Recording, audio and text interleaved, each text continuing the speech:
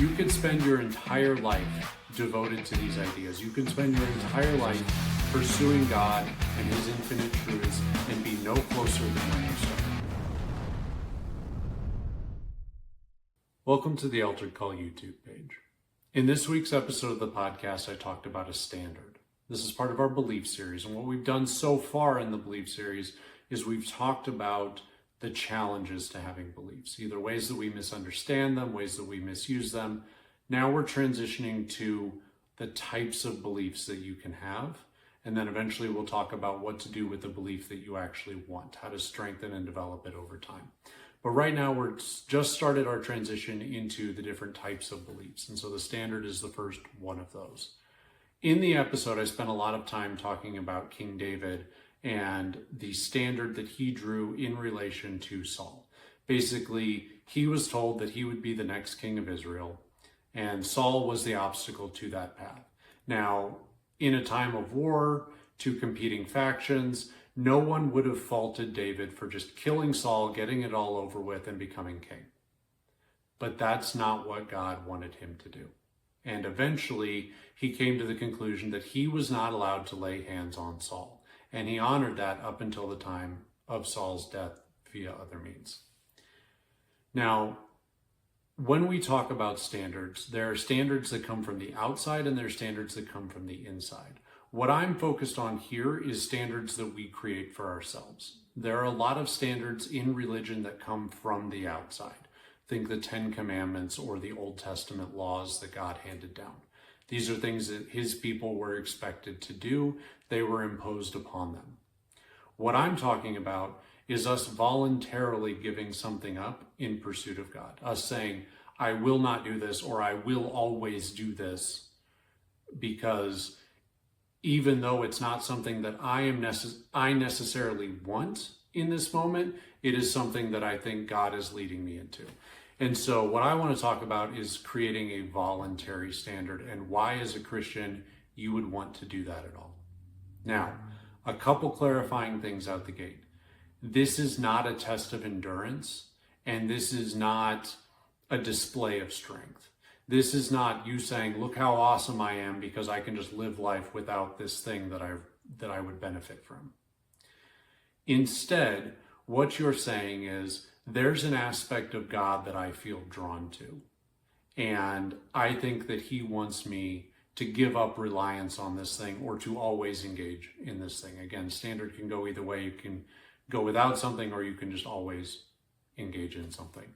But either way, you are saying, God is pulling me in this direction. It's not the thing that I am naturally drawn to, but I believe that he is pushing me towards it.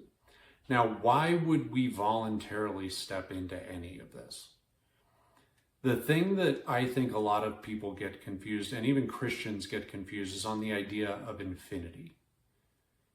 Infinity is a really big number, like the biggest number. And we serve a God that is infinite, which means that he has infinite truths. There are infinite aspects of him that we can learn about. Now, the gap between what we are and what he is, the gap that Jesus steps into and says, I'm going to cover the shortfall. We have the ability to step into that and say, I'm going to make up some of the difference.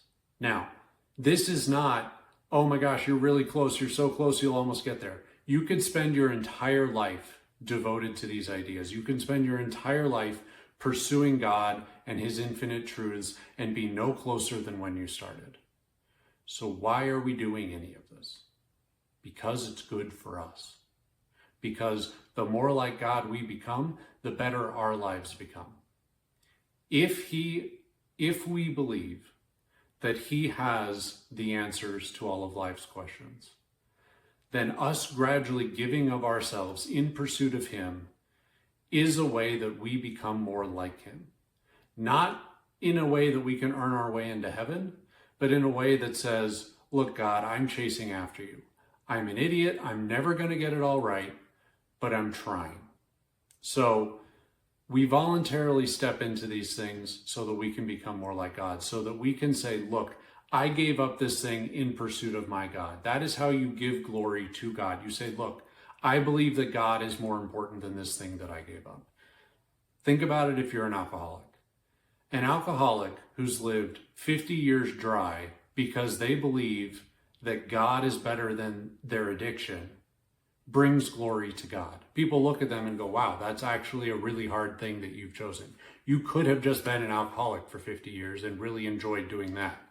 Now there's self-destructive aspects to that, but the alcoholic is going to enjoy that process. It will destroy them, but they will enjoy it. And so setting the standard, I will not drink, you say, God is more important to me than alcohol, even though it's something I'm addicted to. That is the type of thing that brings glory to God. So we set these standards to bring glory to God, to strengthen a belief that we have to become more like him. Not because we can become more like him to the point that earns our salvation. We don't get that. But because becoming more like him is the thing that Christians are called to do. So you find something. The reason you can voluntarily step into these things is because there's an infinite amount of it. So just pick the one you like. Because there's an infinite number of ways that God is smarter than you, better than you, just pick one that makes sense and go with it. Now, I'm not saying that you need to place a million restrictions on yourself. That's not the point. The point is to say, in this one area of life that I am compelled to engage with, I think that God is smarter than me. So I'm just going to take that one step. What it does is it forces you out of your comfort zone. It says, God, look, I've got these parts of you that I've figured out over here. I feel really good about these things. And then God says, yeah, but what about this thing? Let's just grow you a little bit.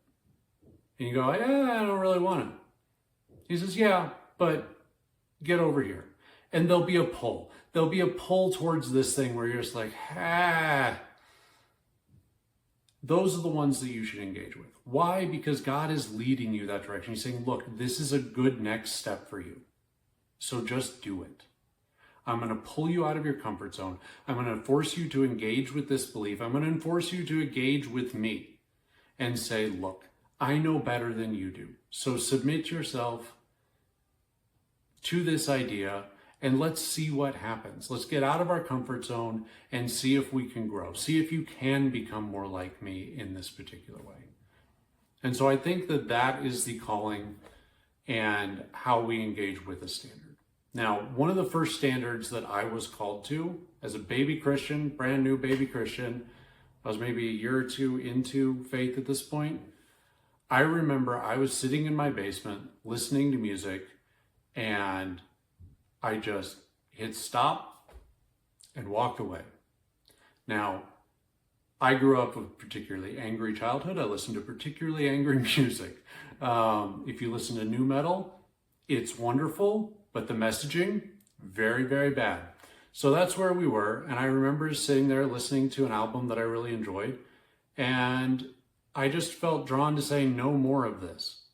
Just no more. And at that point, I deleted every single non-Christian song on my playlist, which was all of them. And I said, okay, now I guess I listen to Christian music, but I don't know any of it. I don't know any Christian artist. I don't know any Christian music. I had no concept of if there even was something other than worship music available. I just knew that the messaging in the music that I was listening to was poisoning me and that I had to give it up. There was no thinking about it. I just said, nope, I'm done. And I walked away. Now, I have engaged with that standard over time. So at this point, I'm not listening to exclusively Christian artists, but for maybe 15, 20 years, I was. And so now I'm still very protective of the type of messaging in the music that I listen to, but I'm not as concerned with it being an explicitly Christian artist, because there are a lot of artists that, even though the band wouldn't call themselves Christian, clearly the person writing the music is. And so I've loosened the reins on that a little bit, but for, I don't know, like I said, 15, 20 years, Christian music is all I listen to. And by being kicked out into the wilderness, by God saying, you're just not listening to this anymore, me responding to it and going, oh, okay, I don't know what this means. Then I had to wrestle with my music and what type of messaging was okay, what type of messaging wasn't okay. And at the beginning, I put on the guardrails of, okay, let's just listen to Christian bands. And then over time, I kind of widened that out a little bit and took a little bit more control over it. But this is the type of thing that I think God speaks to people on an individual level. I don't think that every Christian in the world needs to listen to exclusively Christian music. And over the years, I have moved away from that to some degree. But at an individual level, I can say, look, clearly this is harming me. Clearly this is something that you want me to do. So let's take this next step. Let's draw a line and say, I'm not going to cross it. And so that's all you have to do. And it doesn't need to be something that you enforce on other people. It doesn't need to be something that you say, hey, every Christian should do this because I found it to be really life-giving. No, because there are those infinite truths, you get to just step into the ones that God leads you into. There, you get to step into the ones that will be meaningful to your life and not worry about the others because, again, there's an infinite number of them. You're never going to get around to all of them. So just pick one, be led into one, listen to God, hear what he says, and respond to it. And once you respond to it, one type of belief that you can build up is the standard. Now, not next week, in 2 weeks, we're going to talk about a lens, which tells you how to interpret the world. It's kind of how you see things and interpret the chaos of the world, the things that you can't understand. And then finally, we'll end the series with a pursuit, which is basically a string of sacrifices that need to be made in order to sustain an idea. So those are the three core types of beliefs that we're going to be engaging with. Now, next week, we are halfway through the discipleship path. So we are going to take a brief intermission and cover in a little bit more detail some of the aspects of the plan that are kind of more universal, but we haven't fleshed out yet. So next week's episode is going to be on accepting reality. Accepting reality is a step of each part of the discipleship path, but we haven't really gone into detail as to what that means or what you do with it. So I finally fleshed that out to the point that I feel like it can be explained in a way that might make sense outside of my brain. So that's what we're doing. We're going to clean up some contents.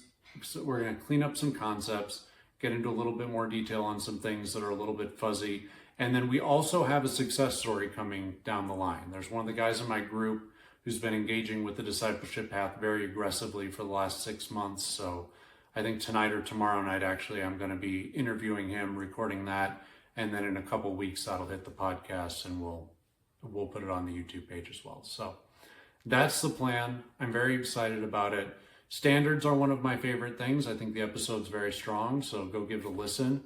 And otherwise, put your phone down, go live some life. Thanks, guys.